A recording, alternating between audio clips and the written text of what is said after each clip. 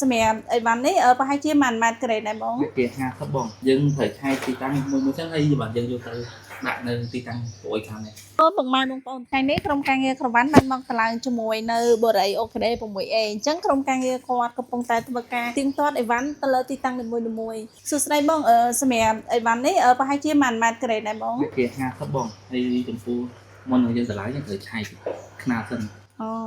ឆែកទៅតាមទីតាំងនីមួយៗសិនដែរបងយើងត្រូវឆែកទីតាំងមួយចឹងហើយបាទយើងយកទៅដាក់នៅទីតាំងព្រួយខាងនេះចាអញ្ចឹងពុកម៉ែបងប្អូនអញ្ចឹងក្រុមការងារគាត់កំពុងតែធ្វើការឆែកអីវ៉ាន់ទៅតាមទីតាំងនីមួយៗដើម្បីធ្វើការតឡើងជូនភ្ញៀវសម្រាប់ក្រុមការងារគាត់បានឆែកអីវ៉ាន់រួចរាល់ហើយឥឡូវគាត់កំពុងតែរៀបចំដំឡើងទៅតាមទីតាំងភ្ញៀវនីមួយៗនៅជាន់ផ្ទាល់ដីនៅបូរីអូខេ 6A អញ្ចឹងពុកម៉ែបងប្អូនអាចចាំទស្សនានៅភាគបន្តដែលក្រុមការងារគាត់ធ្វើការតឡើងជូនភ្ញៀវឲ្យរួចរាល់